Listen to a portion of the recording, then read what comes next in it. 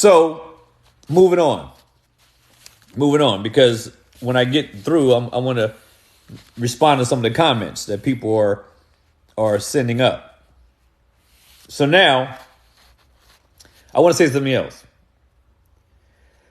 So if the sons of God in Genesis 4-6, if the sons of God were demonic angels, why would God say in verse 6 that it repented him that he made man?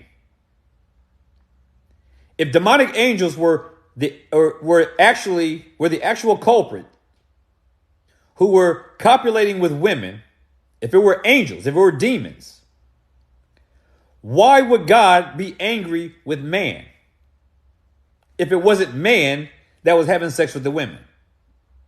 Look at verse 6. It says, God saw that the wickedness of man was great upon the earth. This was the sons of God having sex with women, having little half demon, half human babies. But God says he was mad and upset with men, not the angels or the demons. How do you reconcile that? God is telling you plainly right here in these verses that this is not talking about angels. He's talking about men. Men. And I'm going to deal with the giants too, the Nephilim. So in Genesis 6, in verse 6, God says it repented him that he had made man. And God was angry with man. But these were the deeds of demons. So why was God upset with man? I hope this makes sense. Because I said it's almost embarrassing to have to explain this. Because it just gives me a headache having to deal with this kind of thing, because this should be obvious to all believers upon the first cursory reading of this.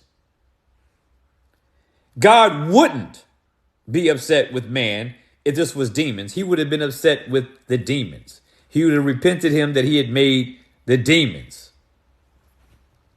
So this takes me to the next point. Because, as I said earlier, Adam, when he sinned, he was the federal representative of all of mankind. And if that is true, and the Bible makes it clear that it is, then the children of these women could not fall under the category of those who were represented by Adam. They couldn't be, because they were not his offspring. They were the offspring of these demonic angels. So this whole argument about demonic angels having babies with natural women, with human women, is beyond the pale. Intellectually, rationally, and philosophically. On every front, this makes no sense. Now, let me point out one of the arguments that people make in support of what I'm saying.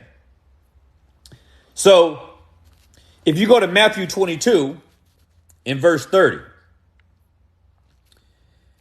Jesus went through this discussion